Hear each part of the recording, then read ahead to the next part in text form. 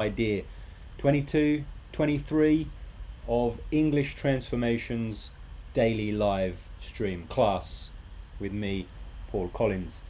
I'm wearing the hat because even though that's the hair, it's a bit of a bad hair day. So and it's very bright here. I've got more lights. So I'm wearing a baseball cap indoors. Anyway, I am doing this live class for you because many of you can't go to school. Schools have closed. You don't have work. I don't have lots of students now because of the coronavirus. So during this time, I thought it would be nice to go live for my students, some of you, and help you improve English, a little bit of consistency in your day, and a little bit of consistency in my day, to answer your questions and help you with whatever you might need. Well, are we live? And what are we live on? Who knows? Anyway, what we should be live on is how can I improve my English speaking? I did go live just before, and then the internet decided to fail. So there you go. Who knows if we will be live and what will be happening. Anyway, this is day 22 or 23, I'm not sure now, of the English Transformation live English classes. Yesterday, I got a question from probably one of the best students I've ever had on how can I improve my language? How can I improve my speaking? Now, you've all gone. That sucks. But there you go. Andressa, Alex. Never mind, you're going to have to watch it later, aren't you? So we did have a problem, but we're back. And it was Andressa's question, how can I improve my English speaking? So I thought about this for a little while. What should I do? Should I do improve your English speaking in 10 minutes, like lots of videos that you can find on YouTube? Or do these 3 things and you will be like a native speaker? Well, pretty much it's bullshit. It's going to take a lot of hard work. You might not want to hear it, but that's what it's going to take. However, we can make it a little bit more easy, a little bit easier for you. But this needs to change. Not my hat, your mindset. Your mindset needs to change. Because you can watch all the videos in the world. You can learn all the vocabulary and the grammar and follow all the tips, or at least watch and read all of the tips. But if you don't do the work in the right way, well, you're not going to get better, are you? It's just not going to work. So do you want to have the knowledge, or do you want to be a good English user? And probably you would like to be a good English user. From no matter how good your English is, you can always improve. Now, of course, if you are a little bit of a lower level, then of course learning the grammar and learning the vocabulary is going to help you. You need to do that. However, sorry, I'm just texting you, Andressa, actually. Lots of times at schools, when new students start on a Monday, there will be students from South American countries who maybe haven't studied very much, but their spoken language is actually not too bad. And there will be students from, let's say, Asian countries, I'll pick Japan, and they don't speak as well as the South Americans. The Asian students usually have much better grammar knowledge, but they can't speak as fluently. And the trick is, if you want to speak, just speak. And of course, I can't do that in Portuguese because my Portuguese is that. Zero, or whatever you say that is. And my French and all of it. My Japanese is a little bit. And so I try to speak. And I get it wrong all the time. But I don't care. Well, I care a little bit, right? My point is that you need to know a little bit. And even if you are Andressa or Alex, who I know have very good language, then you can learn more grammar, just like we've done for the past 22 or 23 days. And Roxy and Kaz and Jennifer, I don't know you very well. I don't think I've heard you speak, but probably okay, quite good. You can still learn more grammar, as we have done. And if you haven't watched those videos, why not? Go back and watch them again. But when you know all of that new grammar that native speakers use, the different ways to say when, so you don't need to say when anymore. The different ways to say because, so you don't need to say because anymore. Well, then you have to go and use that language. There's absolutely no point in watching that class and then saying to me, wow, great class, that was fantastic, I learned so much, and then speaking as you usually speak. What's the point? If the point is that you would like to just be entertained and learn some new stuff and think that's interesting, that's pretty cool, but not use it, well, okay, that's fine. And there is no problem with that. But you have to remember that it's not good or bad. I don't mind if you want to learn all the vocabulary and lots of different grammar and never speak. However, you have to understand that there is just a result. That's all. It's not good and it's not bad. However, if you want better spoken language and you do not speak, then your result will probably not be what you want. And now we'll have a little bit of a look at the iPad. And so I want to talk about a few ideas for your mindset and some strategies that you can use over the next probably 30 years, because that's how long it might take to become fluent like a native speaker. Do you have the patience to wait 30 years for that? I don't know. You're going to live more than 30 years anyway, probably. So the time will come. You may as well do something with it, right? Anyway, let's go there. Let's go there. Little me will make me a bit bigger. Hello, down here. So let's imagine that this is my expectation.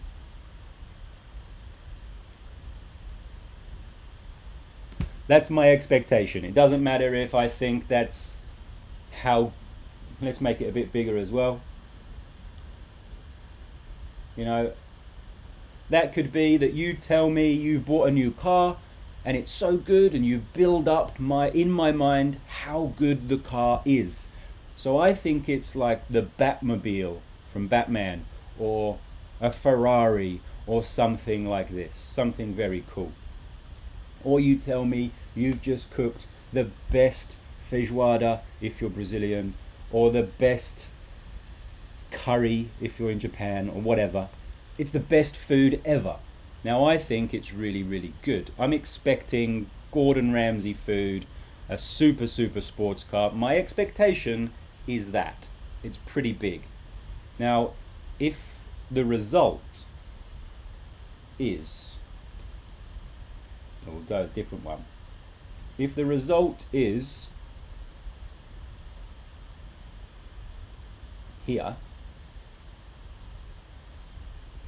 if it's not a Ferrari, if it's not the best feijoada I've ever had, if it's not the best cookie, Peng, it's not as good as my expectation, well,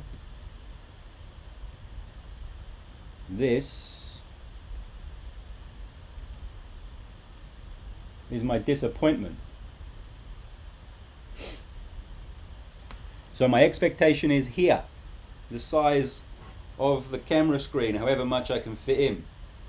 The result is this, my disappointment is this. So, how does that help you get better English? And blue means sad, and if you are disappointed, you are sad. See, like what I did there? Blue, disappointed. You need to ask yourself this question. Do your habits match, will make me smaller? Do your habits match your goals? You should be asking yourself this daily. Do your habits match your goals? If your goal is better English speaking, well, hopefully you have a bit of a plan and you are following that, and it's part of your habit, like brushing your teeth or going for a run or drinking beer or smoking. I don't know what your habits are. Anything could be fine. It's just a result. But that's what you should be asking. Because if you say you want better spoken language, and then your habit is to not speak every day, well, it's not going to get better, is it? If you keep watching videos and learning vocabulary and learning grammar, that is good. Your English knowledge will get better, but will your English usage? Now, I'm not complaining at you. It's not for me to worry about. It's just true, and it's true for me as well. So I wanted a long time ago to make YouTube videos, but I didn't because I was scared of other people's opinions. Why am I wearing a hat indoors? You've got a big nose. Your accent is whatever. There are dogs on your t-shirt. I don't know what people will say, but I didn't do it. And so my habits did not match my goals. And now I don't have many YouTube followers. I don't care because that's the result. However, now I'm doing it every day. And more followers. You are enjoying and coming back every day. So now my habits do match my goals, and I am seeing a difference. So that's what you need to ask yourself. First, do your habits match your goals? Now, of course, that leads us on to the next thing. And don't forget, if you have a question, or you disagree with me, or you want to argue, or you want to discuss, or you would like to have a chat on Skype, if we can, live right now to crush your fear of making mistakes, then let me know and we can have a chat right now on Skype, if the internet allows, to start improving your English. But the next thing that you might think after you decide, well, do my habits match my goals? Yes, they do. Well, if they do, fantastic. Keep going, you will get better. And then you need to improve your grammar knowledge and keep going, right? Like going up the stairs. But, of course, maybe you don't have a goal. So, do I have a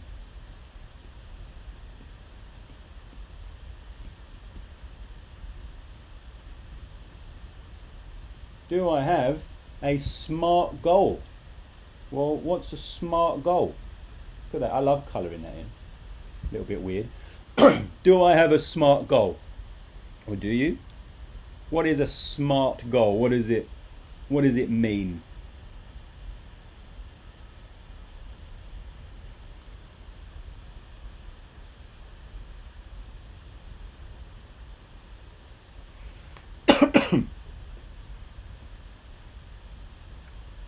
SMART goals? Nobody? Fantastic. God bless the internet. All right. Well, let's have a look at SMART goals and how they can help you.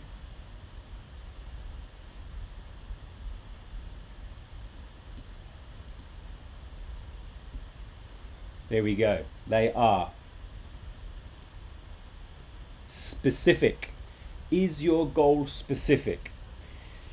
If you say, I want to improve my English, okay, it's not really specific enough.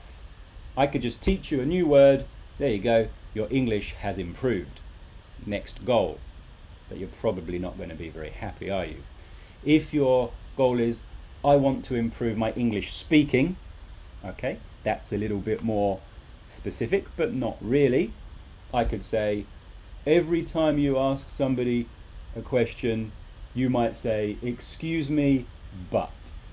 Because we use but after expressions of apology. So when you ask somebody the time or directions or to move out of the way or to pass you the salt, you might say, excuse me, but could you tell me the time?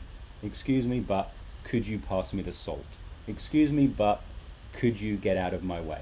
Or something like this. And now you've improved, but you want to be specific.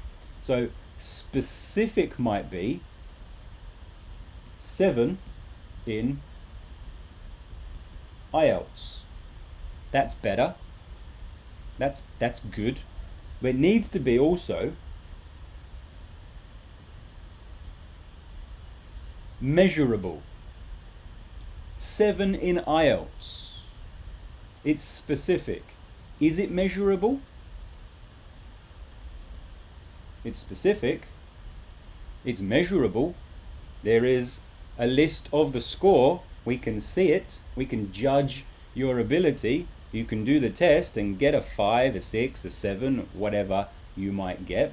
So yes, it is specific. It is measurable. Is it?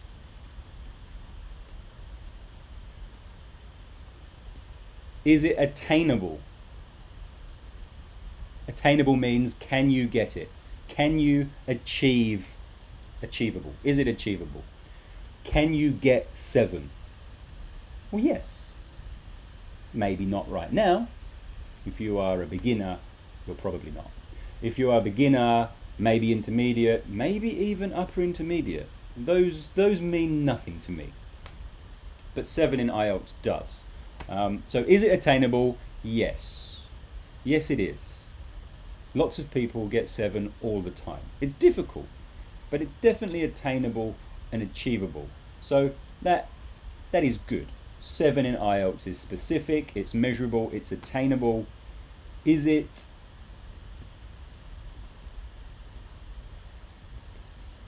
relevant? Is it relevant to you? Well, you are learning English and this is an English test. So, very possibly, if you're in Australia, then IELTS is used in different settings, maybe to get a better job, maybe to recognize your qualifications from overseas, maybe to go to university here, for a variety of reasons, including immigration at the moment. So it's relevant.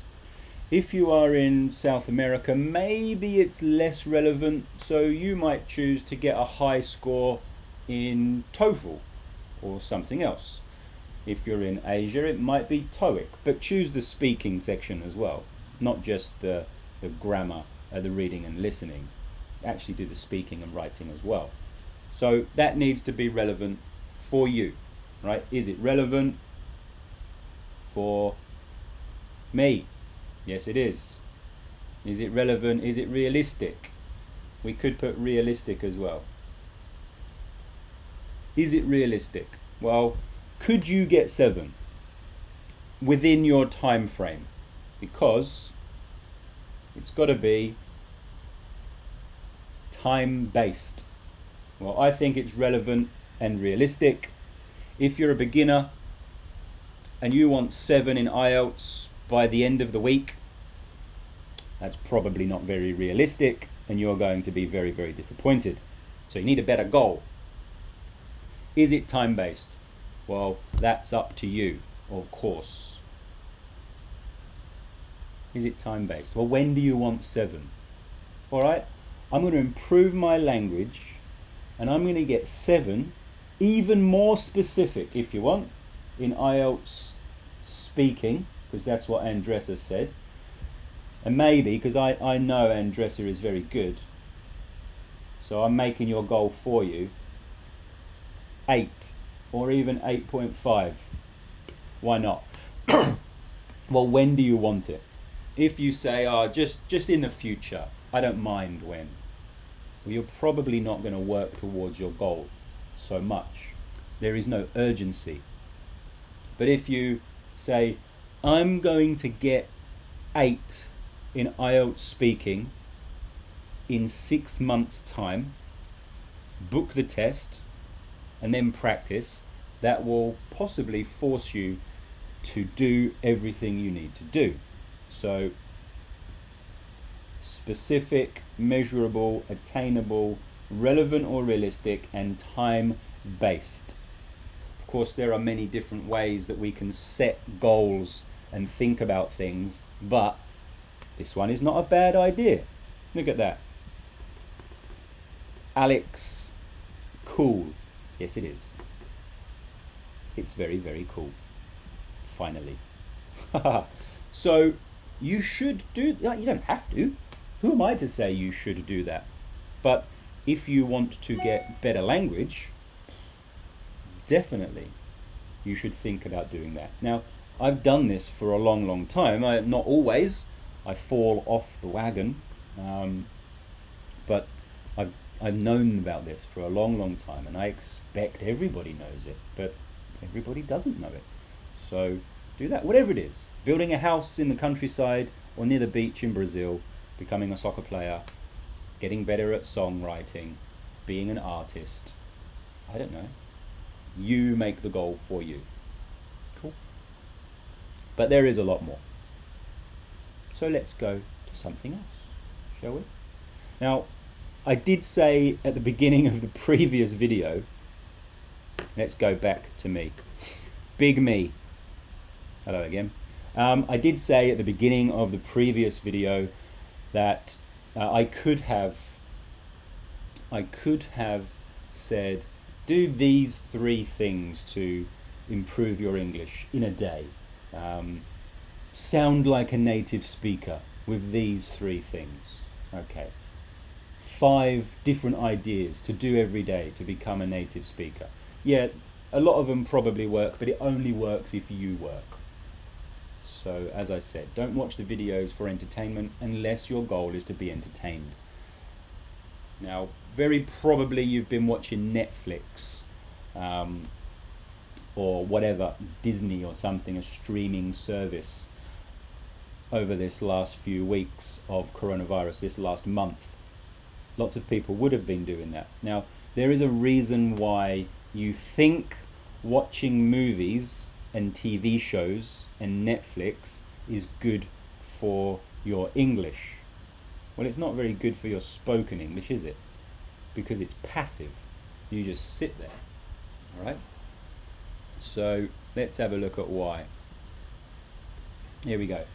So, we will choose red because Netflix is in red. Kind of, if I can spell Netflix correctly, which I can't. Netflix, ba-bong. So watching Netflix, yeah, it's good, but it's not the best thing you can do. You watch it.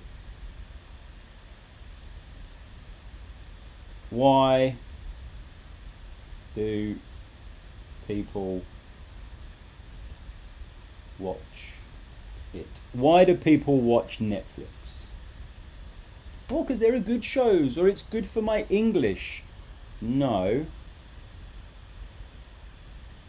There is no instant. There is no instant judgment. If you are speaking English to a native speaker in a shop or in a group of friends, you will make mistakes, probably. Natural. I do it all the time. But when you are speaking, there is instant judgment, and you usually fear what other people think. Maybe you make a mistake and they will laugh at you. Or you make a mistake and you might get in trouble. Who knows? Or you get confused, or they get confused, and it becomes a very awkward conversation of people not understanding each other. But if you watch Netflix and you think, oh, this is so good for my English, I'm learning so much, let me watch more. If you don't like it, the TV show, you just click next. Don't like it, next, next, next. There's no judgment and it feels comfortable. But that's not good, right? So that's why people watch it, because there is not instant judgment. If you start speaking on Skype right now to me in front of 4 people, then maybe that makes you feel nervous and you won't do it. Or if you go to the chemist to buy something, or the supermarket, it might be scary because you don't understand the people and they might not understand you. But the more you do it, the better you will become. That's the only way. Do you think I knew how to do live YouTube? No. I didn't know how to use the software, but now I do. I don't know how to light this video, but I'm making it and getting better as I go. So there are 2 more things that I want to talk about, and that is failing forward smartly, not just failing, but failing forward, and your comfort zone. Cool? We want to talk about failing forward and your comfort zone, because these are the things that are going to help you get better at speaking. Andressa? And anybody? All right. Let's talk first. We'll talk first about failing forward.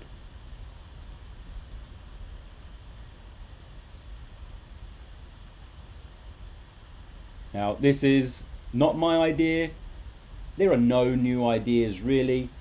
This is by an author called John C.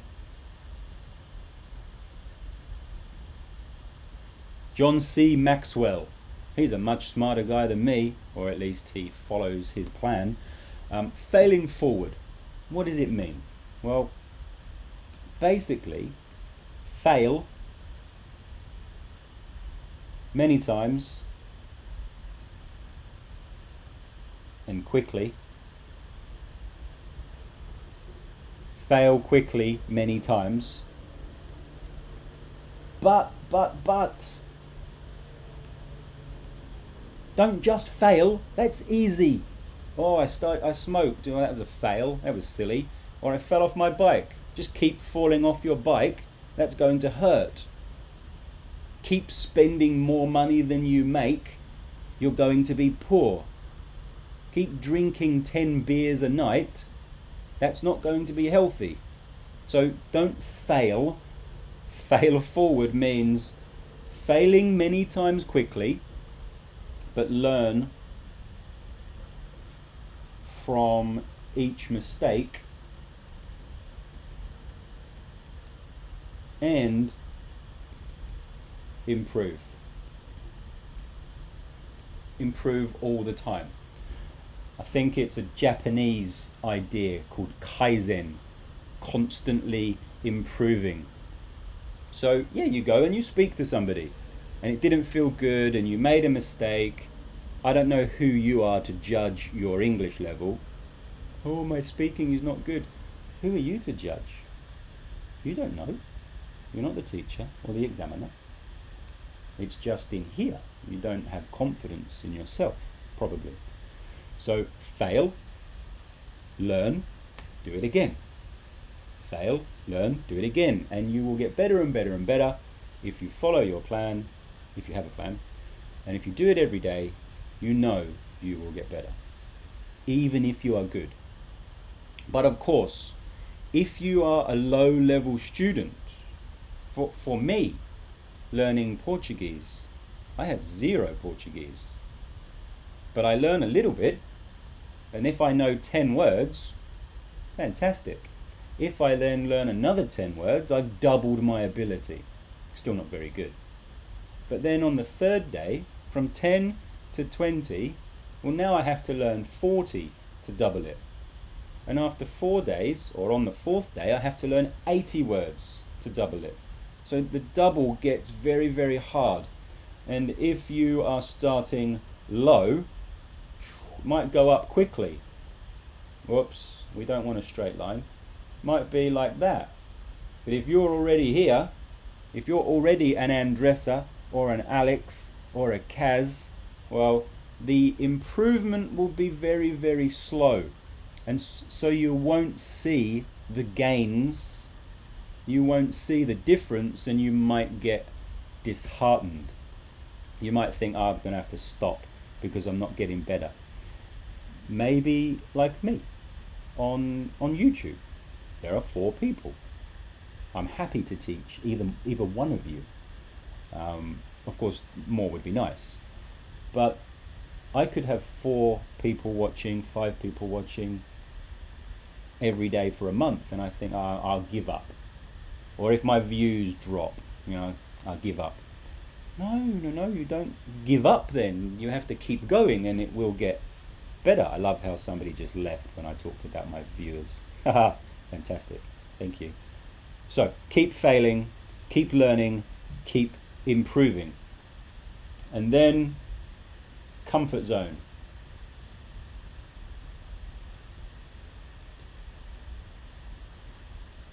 Your comfort zone. Maybe you're in bed. Not that you have a round bed, but warm,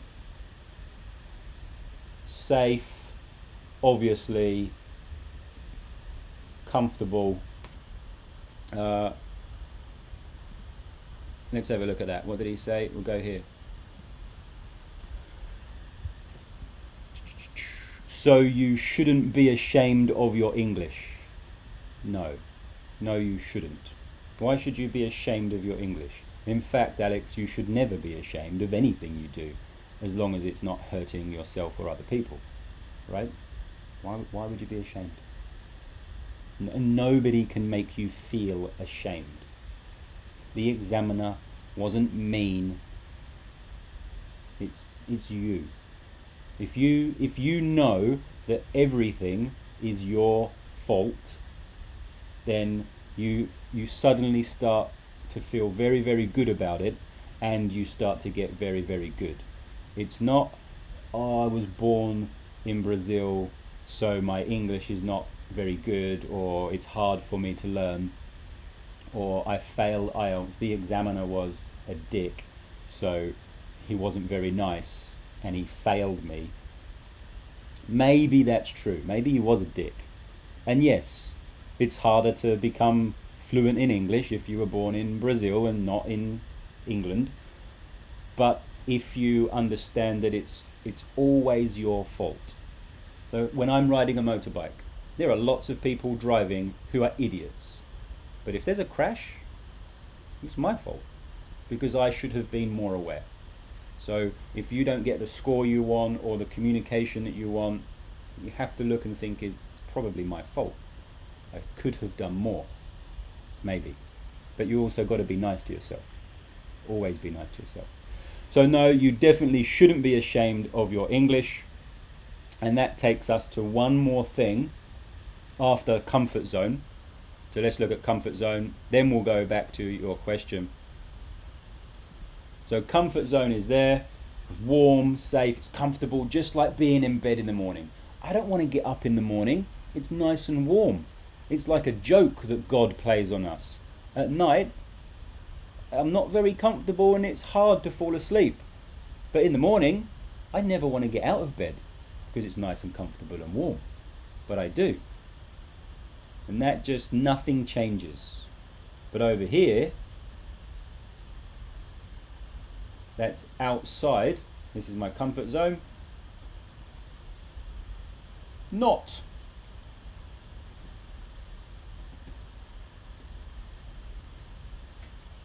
Not comfort zone.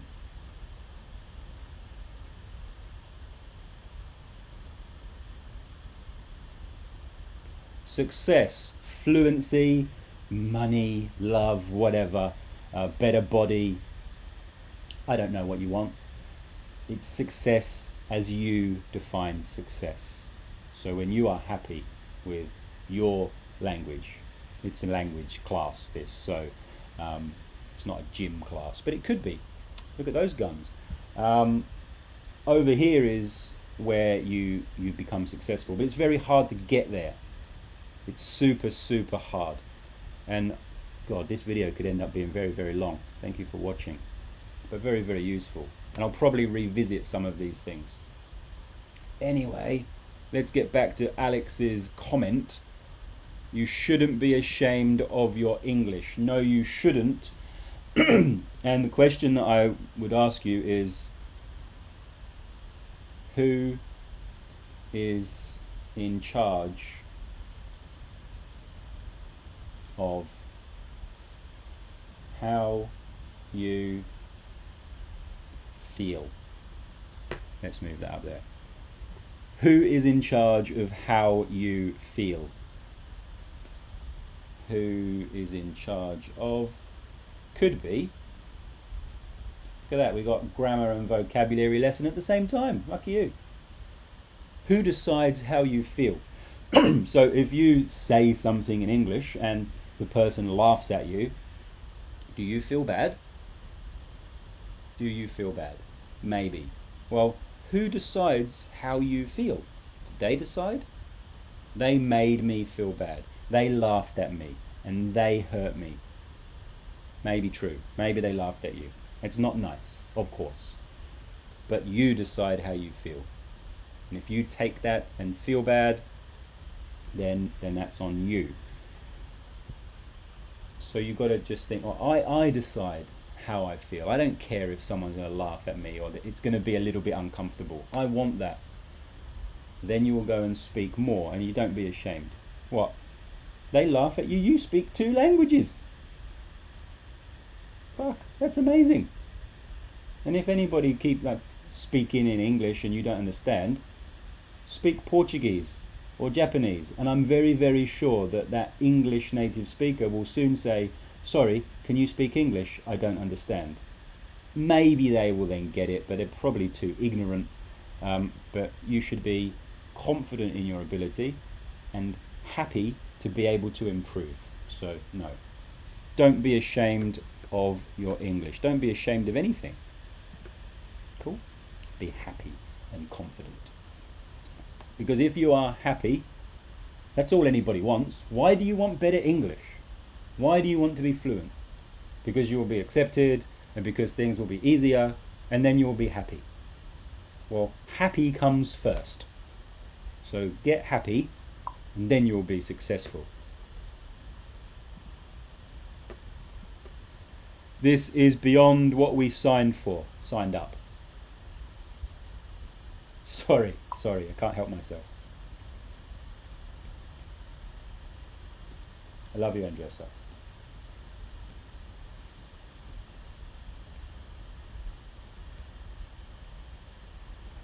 Sign up for something. Move that out of the way. So I can't help myself. It is sign up for correcting your language. Keep correcting your language. There we go. Not only just an English lesson. That's exactly right. Part of me wants to do those classes that are 10 phrasal verbs about love, and I might do that. I've got millions of those to do. Just look on Google. What do I need to say it for? Why do I need to say 10 phrasal verbs to do with love? Go on Google. Take it 5 seconds. And then you've got it. And go and speak it.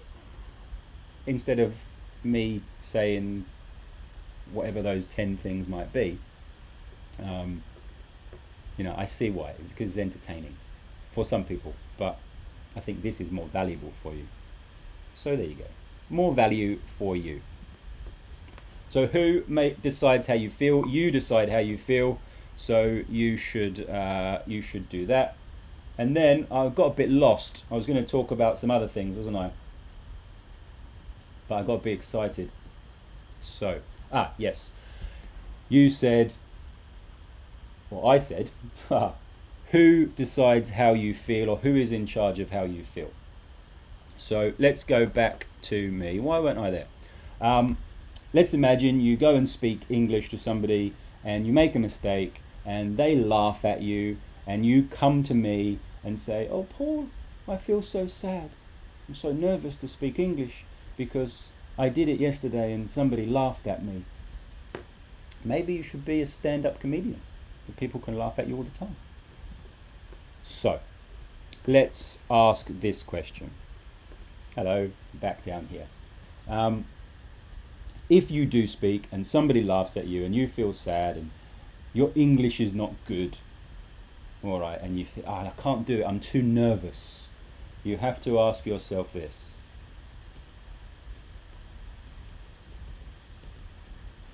Is it true? Is it true? Is it true that you feel nervous? Is it true?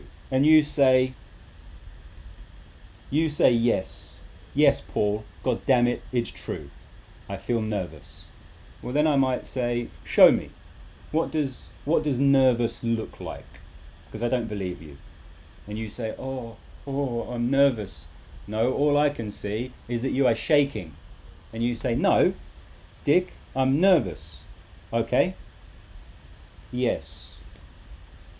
I'm really nervous or scared or sad or whatever. So, okay, we've asked, is it true? Whatever you're feeling. Yes, it's true. I don't agree. Yes, I'm really, really nervous. All right, and we might even put a full stop there. So then the final thing to ask yourself is,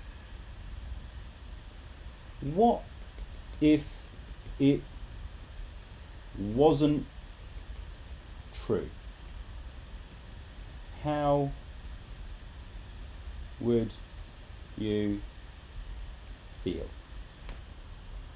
What if it wasn't true? Just imagine, what if you didn't feel nervous? What if you didn't feel scared? How would you feel? I'd probably feel alright. I'd feel good. I'd feel confident. And if you felt confident, what would you do? I'd probably go and speak to people. Well, that's good. Then go and speak to people. You've got to ask this all the time. Is it true? Oh, Daddy, I'm sad. Yeah. Is it true? Yeah, I'm really sad. Okay, well, what if you weren't sad? I might say to my daughter, what if you didn't feel sad? Oh, well, I'd feel happy. And then she goes off and plays. Oh, I'm happy. And she goes and plays. Of course, it doesn't work if you're hungry. Oh, I'm hungry. Is it true? Yeah, of course. I haven't eaten for days. I'm hungry. But in the psychological side, in the positivity side, you can do that and you can feel better. And then if you feel better, you're going to speak more. So yes, it's nice, we can hug each other and have that positivity and say, I can do it. But if you look in the mirror and you say to yourself, I'm 7 in IELTS, I'm 7 in IELTS, I'm 7 in IELTS, you're just a crazy person because you don't believe it. So just saying that doesn't make it happen, right? You need to say something like, I get better at English speaking every day. I get better at English speaking every day, because you can believe that you can get better every day. It's just a little bit. But if you say you are 7 at IELTS, that's hard to believe. So, next thing. And then probably the last one, because I've got to go and teach a class. What's the time? Shit. I've got to go and teach a class. A proper paid class where somebody gives me money. Let's say you have a black pen, and that doesn't move, a 100-day plan. You just need to be 1% better every day. 1% a day. So get a calendar, find 100 days from now, decide what your goal is. Is it specific? Is it measurable? Is it attainable? Is it realistic? Is it relevant to you? And is it time-based? Make your goal and then work backwards. That's my goal, 7 or 8 in IELTS. Well, what do I have to do? Paul, can you help me? Yes, I can. Are you going to charge me? Just feijoada every week or something like that. Work back from 100 days and then start. And you'll be fine. And it'll be hard and there will be ups and there will be downs, but you keep going. Cool? I could talk about this all day, every day. There is a lot more to come from the mind of Paul over years and years of trying to get better with personal development and self-help. It's a bit of a ramble, but that's life. It's not perfect. So thank you so much for being here. I'd love to know what your goal is for the next 100 days. Mine is to somehow make content every day for the next 100 days, whether that is in my Facebook group, you can join that if you want, or make podcasts, definitely YouTube videos like this, and get better and learn every day. But I'm not attached to the outcome. So this is the last thing. Don't be attached. I can't even bloody spell attached. Fuck. My brain is dead and I can't think of how to spell attached. I was right. Of course I was right. There you go. See? Couldn't have written it better. Don't worry about your mistakes. Don't be attached. Yes, thank you, Andressa. It's very, very kind of you. And she says, I love how you encourage all your students by the way you teach. I love it too. Don't be attached to the outcome. Can you imagine if you spent the next 100 days studying every day to try to get 7 or 8 in IELTS or whatever your goal might be, and in 100 days you didn't get it? Oh dear, you're going to be sad. You just wasted all that time. No, is that true? Did you just waste your time? Yes, I did. I wasted time and money, and Paul, you're a dick. I don't accept that, but okay. You would be upset. So set a rule of upset. If you don't get the goal or if something upsets you, you're angry, set a rule of, okay, for 5 minutes, I'm going to be really, really angry, really upset for 5 minutes, and then forget about it. It's 5 minutes. Shout, scream, whatever, complain, 5 minutes, it's done. It's going to make your life so much better. So don't be attached to the outcome. In 100 days, if you do IELTS and you don't get 7 or 8, you will have had so many experiences, so many times to speak to people in English, learned so much vocabulary and grammar, that if you don't get that, you do it again, because you failed forward. Anyway, I'd better go now because I could keep talking about this all day and then my student would be upset and I'd have to talk about it all again. I would love for you to do the next 3 things to really, really improve your English. Like, subscribe, but most of all, share this with people you think it would help. Doesn't cost you anything, and sharing is caring. I will do my very best to see you tomorrow. Love you. But more importantly, love yourself.